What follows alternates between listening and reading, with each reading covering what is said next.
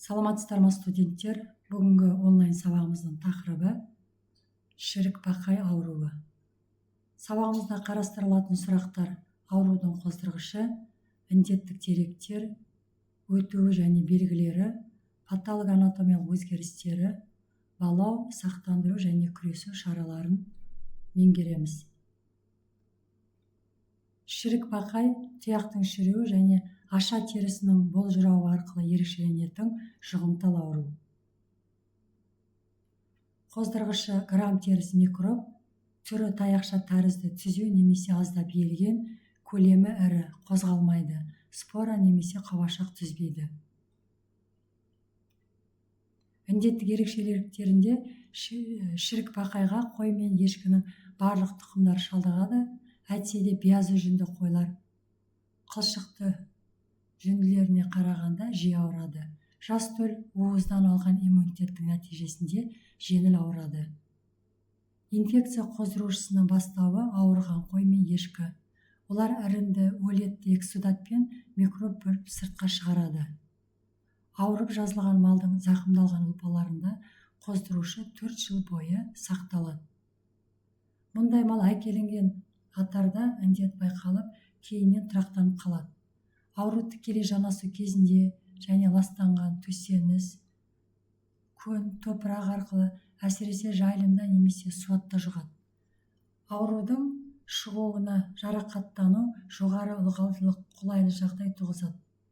Қыста малды жылы, ылғал, лас қорада ұстау, рационда кальций, фосфор витаминдерінің жетіспеуі шірік-бақайдың кең тарауына ықпал етеді. Әсіресе көктемде қар еріген уақытта немесе жауын-шашынды жаз, күз айларында көп шығады. Дерттенуінде, яғни ауру қоздырғышысы тұяқтың маңайындағы болжыраған теріге енеді, өсіп, өніп, терінің эпидермисіндегі кератин белогын ыдырататын протеза ферменті бөліп шығарады. Ұлпаларды қабындырады, өлеттендіретін токсиндер бөледі.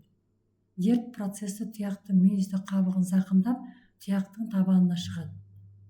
Өрбіген ылғалды дегенерация мен өлеттену процестері нәтижесінде тұяқтың астындағы жұмсақ ұлпалар іріңдеп, шіріп, тұяқ босап, яғни түсіп қалуы мүмкін. Жалаңаштанған ұлпаларға қосалқы іріңдеткіш микробтар еніп, ауру асқынғанда, яғни тұяқ буының іріңді артриті немесе поддерматит байқалуы мүмкін. Симптомдарында жасырын кезеңі 3-6 күн, ауру негізінен созылмалы түрде өтеді. Шірік-бақайдың негізгі белгілері: қой мен ешкінің жүргенде ауырсынуы байқалады, аяғын баса алмай, тұяқ ашасы домбығып, жүні түседі. Терісінің беті көшкінденіп, әртүрлі бозғылт дақтардың пайда болуымен байқалады. Бұл кезде өзгеше шірік иіс пайда болады. Зақымдану жеңіл-желпі болғанда тұяқтың кейбір жері әдетте ішкі немесе өкше жағы босаңсып қобырайды. Ал зақымдану біршама болғанда тұяқ мүлдем сыдырылып түсіп қалады. Ауырған мал ақсап жүре алмай қалады, жүдеп кетеді. Көп жағдайда шірік-бақайға сарып қабаттасып, аралас инфекция пайда болады. Яғни бұндай жағдайда ауру өте асқынып, дерт процесі тереңге кетеді. Астыңғы тарамыстар өлеттеніп, абсцесстер пайда болады. Микробтар мен оның уланулары қанға түсіп, өлі тиюі мүмкін. Буаз саулықтарда іш тастайды. Мұндай асқынған жағдайда қатардағы малдың 40-70% ауырып, өлім көрсеткіші жоғары болады. Патологиялық анатомиялық өзгерістерінде негізгі тұяқта және оның айналасындағы ұлпаларда кездеседі. Тұяқ сыдырылып түсіп қалады, ал түспеген жағдайда жұқарып жұмсарады. Кейбір тұстары өлеттенеді. Тұяқты қопарып алғанда өлеттенген жерлері ұлпалардың түсі ақшыл сарғыш, жағымсыз шірік иіс шығады. Балауында індеттанулық деректерге, клиникалық белгілерге және патологиялық анатомиялық өзгерістерге ескеріп қоямыз. Бактериологиялық тексерудің нәтижесінде айрықша көңіл бөлінеді. Тұяқтың шіріген жерінен жағынды алып, грамм әдісімен бояймыз, яғни микроскоптан көреміз.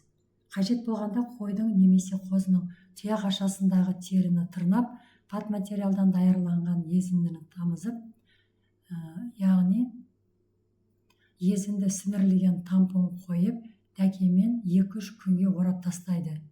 Биосынаманың нәтижесі 10 болғанда 5 күнде тұяқ түсіп қалады. Шірікбақайды серологиялық тәсілмен балау үшін компонент байланыстыру реакциясы ұсынылады. Бұл әдіс ауырап басталған соң 80% жағдайда оң нәтиже береді. Аурудың клиникасы өшкен кезде теріс нәтиже береді. Ауруды сарыптан, жұғымтал эктемадан, шешектен, аусылдан, жұқпалы емес поддерматиттен және механикалық жарақаттанулардан ажыратуымыз керек. Емінде ауырған малды бөліп алып емдейміз, немесе сояды. Емдеу үшін зақымданған тұяқты тазалап, хирургиялық шаралар қолданамыз. Жылы сумен, сабынды сумен өлетті бөлінділерден жабысқан қылқыбырдан әбден тазалаймыз. Антисептикалық ерітінділермен калий перманганатын, спиртті йодты, яғни сутегінің асқын тотығын хлораминмен сүртіп тазалаймыз. Тұяқтың өсіп кеткен, өлеттенген, ірің кеулеген жерлерін мұқият жуынып, жонылған соң кесілген қалдықтарын өртеп жібереміз. Ауырған мал көп болған жағдайда арнайы аяқ ваннасын пайдаланамыз. Асты бетондалған ваннаға 10% формалин немесе тотиаинның 5% парафон, 5-10% күкірт карбол қоспасын құйып, ауырған малды айдап өткіземіз. Содан кейін малды таза төсенішке, құрғақ жерге қораға ұстаймыз. Емдік мақсатта әртүрлі антисептикалық эмульсиялар және аэрозольді дәрілерді пайдаланып, яғни ауру асқынып кетпес үшін антибиотиктарды қолданамыз. Дауалаумен күресу шараларында аурудың алдын алу үшін малды дұрыс бағып, күтіп азықтандырамыз. Қойды тек қана бұл аурудан сау шаруашылықтардан алуға болады. Сырттан әкелінген қой мен ешкіні карантинге ұстаймыз. Ауруға қарсы ең басты сақтық шаралар малдың тұяғын қарап, өсіп кеткенін жонып, арасын тазалап отыруымыз қажет. Давалық шара ретінде қойларды жылына 2 рет аяқ ваннасына өткізіп тұрамыз. Ванна үшін 10% формалин мен 5% параформ пайдаланып емдейміз. Яғни 10% тотиаинді, 20% цинк сульфат ерітінділерін қолдануға болады. Шірікбақай шыққан шаруашылыққа шектеу қойылады. Әрбір 10 күн сайын қойларды мұқият тексеріп, ауырғандарын бөліп, қажеттілігіне қарай емдеп немесе соямыз. Ал қалғандары клиникалық белгілер жоқ малды аурудан сақтандыру мақсатында ваннадан өткіземіз. Алдын алу үшін шаруашылықтан шектеу ең соңғы ауырған қой сойылғаннан немесе сауыққаннан кейін 1 ай өткен соң алынады. Шектеу алынар алдында барлық малдың тұяғын тексеріп, аяқ ваннасынан өткіземіз.